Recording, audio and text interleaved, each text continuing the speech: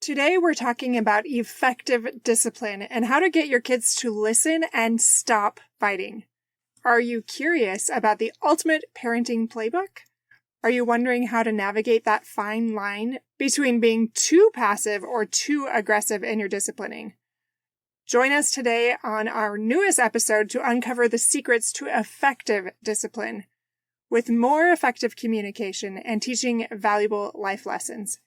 Get ready to transform your parenting approach and enjoy a more peaceful family life with these simple and easy steps.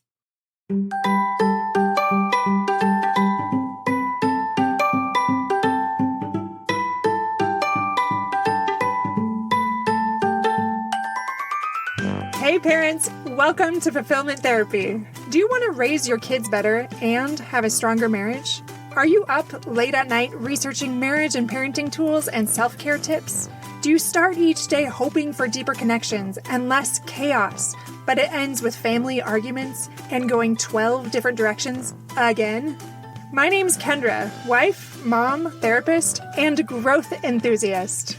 It wasn't until I discovered how to fulfill my unmet needs that I was finally able to show up as my best self as a spouse and parent. I realized that by meeting my needs, I could more fully meet the needs of my family with more energy and less resentment. In this podcast, I teach parents skills like boundary setting, prioritizing personal needs, communication, and claiming ownership. Just like my clients, you'll be shocked by the improvement in your marriage, parenting, and personal life when you focus on fulfilling your important unmet needs. Ready to prioritize yourself so you can quit mentally throat punching people? Then grab those earbuds and head outside, and let's walk and talk.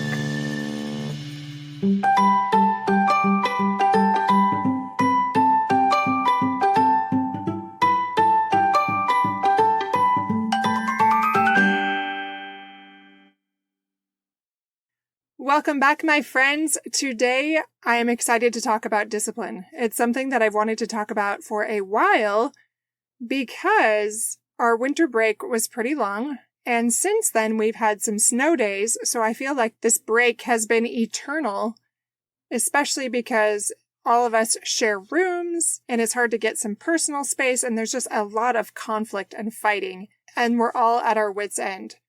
So my husband and I, as you know, are both therapists, but we both realized, hey, we need to go back and brush up on some of our disciplining skills because what we're doing is not working. So that's what I've been doing. I've been researching, I've been trying to come up with better ways and trying to explore what's happening with me as a parent and why it's no longer working. But before I go more into those things, I want to mention something that I forgot to post about in all of January, except for 1 week. And because I am about 1 month ahead of schedule, I realized you guys missed most of the month of the flash sale. So I am extending it through February. I apologize that I forgot to do that. So that flash sale of $600 off will remain just through February. So the remainder of January, which is not long because of when I'm posting this, and then through February. So email fulfillment.therapist@gmail.com to get that $600 off for the Costa Rican retreat. And I also realized that many of you are new listeners as well, so you may not really understand what this retreat is all about. Well, this is an adventure and personal growth retreat. I'm just going to tell you very simply a few things that it includes.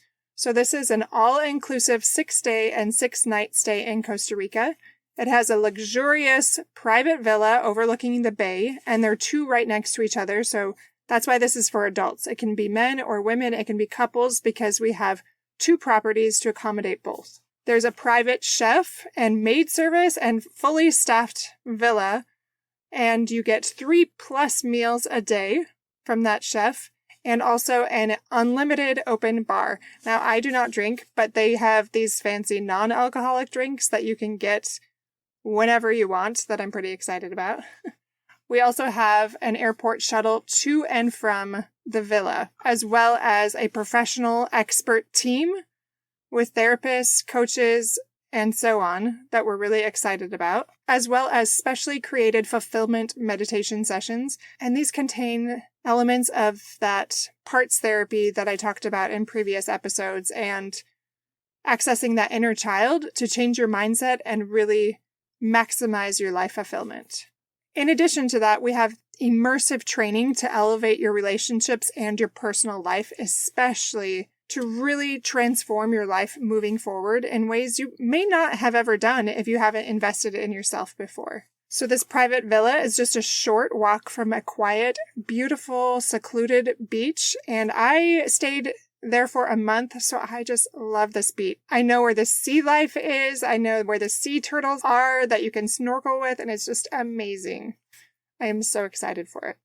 But we also have breathtaking, unforgettable excursions in nature like ziplining, hanging bridges in the rainforest, a 1,500-foot jungle water slide, waterfall hikes, hot springs, volcanic mud baths, snorkeling with those sea turtles and other sea life that I talked about, sailing, surfing, other aquatic adventures, saunas, and so much more.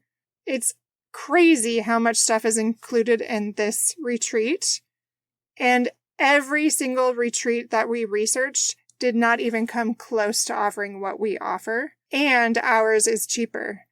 Costa Rica used to be a cheaper place to go, and it no longer is, so this is the very minimal price you will ever find. It's actually quite crazy that we're doing it for this price, but I want to do that for this first one that I'm launching through Fulfillment Therapy.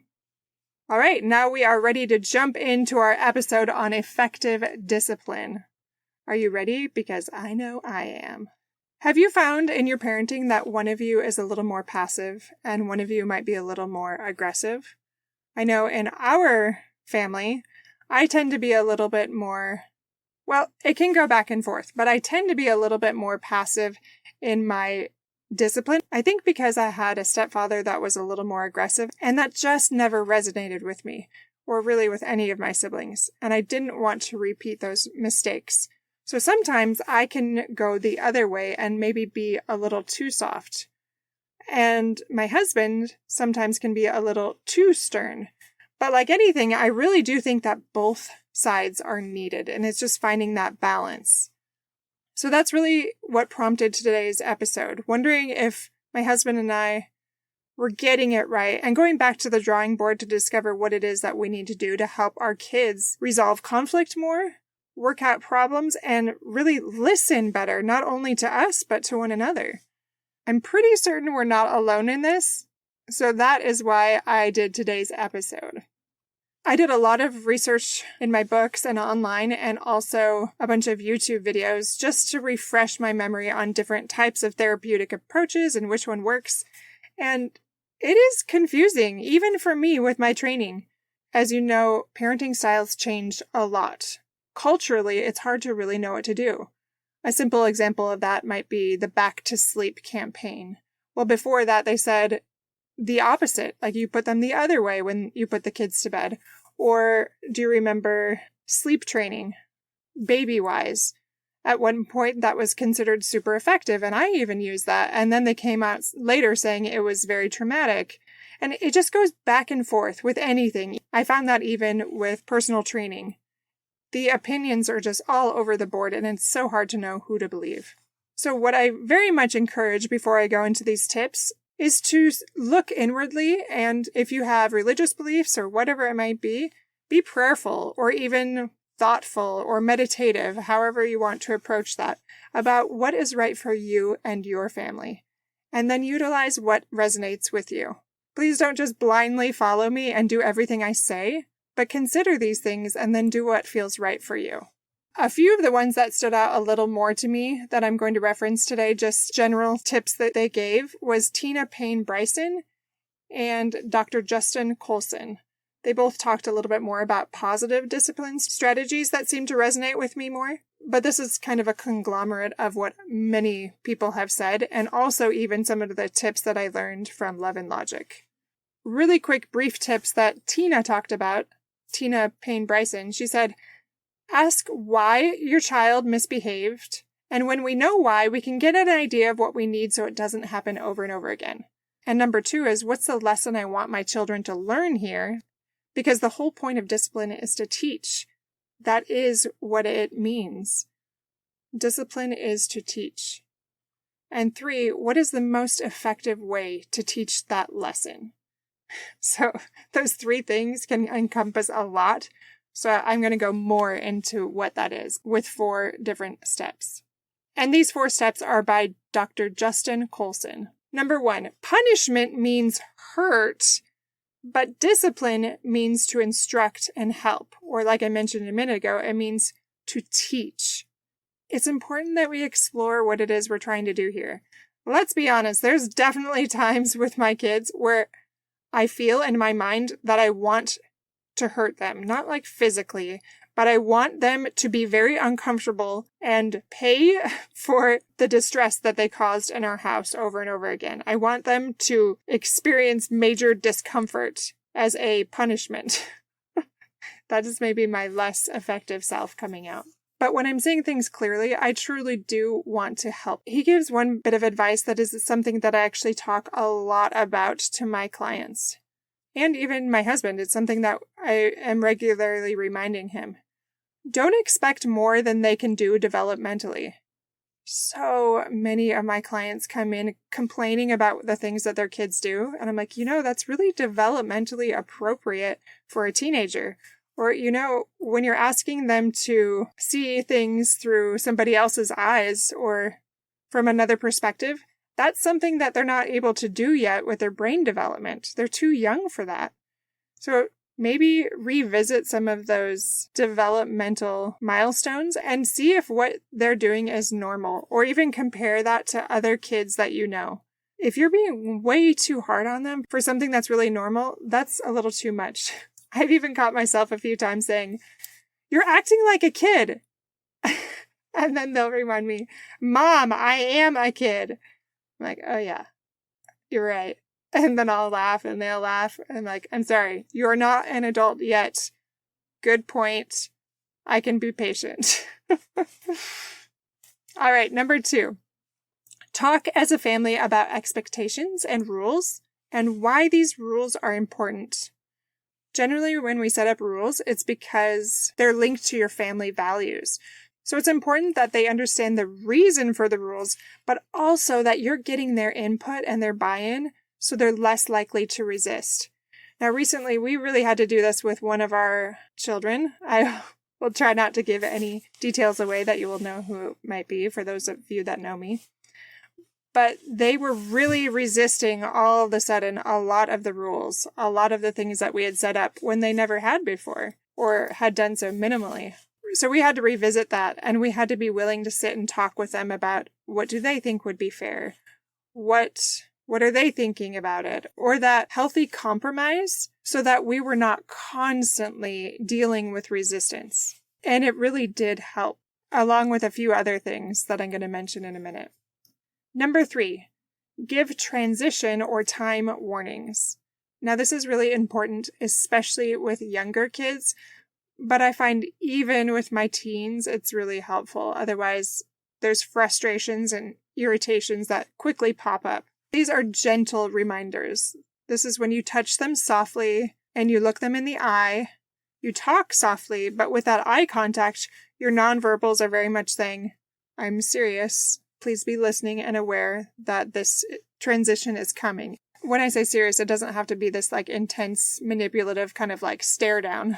It can be a loving way, but you're letting them know that that what you're saying is something that they need to heed as well. Number 4, this one I feel like is the biggest one and the last main one that I'm talking about today. Remember that everyone has bad days. These kids are still learning. And a very important thing is to wait until later if that is when teaching and instructing is going to be more effective. For example, the other day, I'll just say it. My oldest child was being, all I can chalk it up to is probably very hormonal and just out of control, lashing out at everyone, so out of the ordinary. Well, lately it's been happening more, but it's just very much attacking anyone that even looked at her wrong. And I really wanted to lay into her, and I did a little bit. I let her know that it's not okay to treat people that way. And I was going to go talk to her that night, and then I realized no, I'm feeling pretty reactive too. I don't think this is the right time. So sleeping on it is something that I very much try to do if it's not going to harm anything by waiting a little longer. So I did, and the next morning it really did resolve itself because she was just as sweet as can be and just very lovey, very affectionate, just total opposite. Kind of a Dr. Jekyll and Mr. Hyde approach. But I was not going to complain. I was just grateful for the change. Again, going back to where they are developmentally, teens especially, or even preteens, can have a lot of challenges navigating hormones and their changing bodies, and that can be very up and down and a challenge for the whole family. Remember, they're still learning as well as parents. We're still learning. So wait if that's what's going to be more effective. But make sure you go back and follow through whenever possible. And when you do, this is the part that I really liked that Dr. Justin Colson talked about. He talked about the 3 E's. If you remember anything in this episode, I want you to remember the 3 E's. And that's explore, explain, and empower. Now I'm going to talk about what that means. When you explore, first and foremost, that's really about empathy. Try to see it through their eyes and listen. So this is where you have softer language. You are past that point of being angry. You're just calm now. You're both less reactive. You're just trying to connect with them and listening. You're not talking about your case here. And I could go a whole episode into just this one part, but I know previous episodes I've talked about effective communication and listening. Well, this is where you can implement those skills. The next one is explain. Review the rule and ask them why that rule is there in your family and have them say it in their own words. I know that sometimes kids are resistant to that, but if you've really built up that first step of exploring and taken the time to connect with your child and be loving, and instead of talking at them, talking with them and mostly listening, then they're going to be more open and receptive at this point to exploring in their own words why the family has that rule and why it's important to keep it. And then the third one is empower. So this is where you can recap or summarize that empathy, remind them of what they said about why you have the rule, and then ask, what do you think we should do to find a solution? So this is where they practice being responsible, and also that there's this cooperation, there's this willingness to compromise, there's this collaboration. And remember, this is a massive life skill that you're teaching them right now. And then as a good part after this, it's important to then remind them, hey, let's try this compromise, this collaboration that we have both kind of come to an agreement on. But if it doesn't happen, then as the adult, I'm going to need to intervene in a way that feels best to me in that moment, because at this point, I've really tried to hear you and listen to you. But if there's not that follow through on that, then I'm going to have to try my plan B. So that they know that that's coming, and it's not really a threat, but it's just a reminder like, hey, I'm all about collaboration, and you have to do your part for that as well. That really resonated with me. That step 4 felt like a lot of parts, but especially that explore, explain, and empower. As I was thinking about the different ages of my kids, one just barely turned 8, so it's a very young 8-year-old. And then the other is 16. My oldest is 16 going on 17, as well as our exchange student. And all those ages in between, I realized that these steps really do apply to everybody. And truly, even in our marriage. When you do these things, this creates more trust and a stronger relationship. And your kids are more likely to listen to your guidance. It will create a happier and a more peaceful family life, as well as a more fulfilling one, which is what this podcast is all about, is creating more fulfillment in your life instead of just doing the same old things, going through the same old motions that are not serving you and your family anymore. So again, my friends, if you are anything like me and my husband, struggling through that midwinter slump, and kids are fighting more and not listening, and truly, one last story, you recognize a big part of this might be you and your parenting. The last story I wanted to share is it reminds me when my youngest son was in one of these therapies, because he was premature, he was delayed in several things, and he was getting, I wish I remember, some sort of therapy, and the therapist wanted to talk to me, but I think it was like physical therapy even. And I was like, why do you want to talk to me? I mean, just help him with his legs. Like, it was hard for him to walk for a little while as a toddler. And she showed me over time that as my youngest child, he was trying to communicate quite a bit, and I wasn't hearing him. Number one, because my hearing is not great. And number two, he was the fourth child, and he was often overlooked. And I recognized that a lot of the things that were happening was because I was being an inattentive or sometimes even lazy parent. So instead of getting mad at your kids, maybe explore how are you responding. I know during winter break, we all kind of got a little casual and into bad habits sometimes. So they were probably seeking connection and attention from me and responding by trying to get even that negative attention through fighting and not listening. So explore your part in this formula, and that can help you be a little more empathetic to them. And if they know that you are open and receptive and humble, they'll share those things with you. And maybe the younger kids are not as able to put those into words, but you can help them, and even your older kids can shine light on that. Well, my dear listeners, I sincerely hope you will utilize these tips because I know that they will help. In very quick summary, number 1 is don't expect more than they can do developmentally.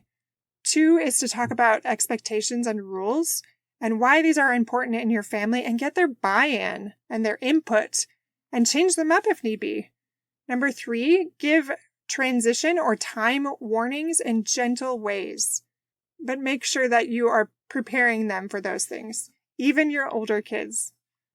And number 4 is to remember to have some empathy and to go back and do those 3 E's: explore, explain, and empower. And with those tips, my friends, I know you will have more peace in your home. Don't forget to check out fulfillmenttherapy.org for that retreat and for all those extra resources we have there. As always, in the show notes, I have links and quotes and notes for anything I talk about in session, as well as links for finding me in all the places. So check those out. Have a wonderful week, my friends, and I will see you back here, as always, in just a few days. Take care.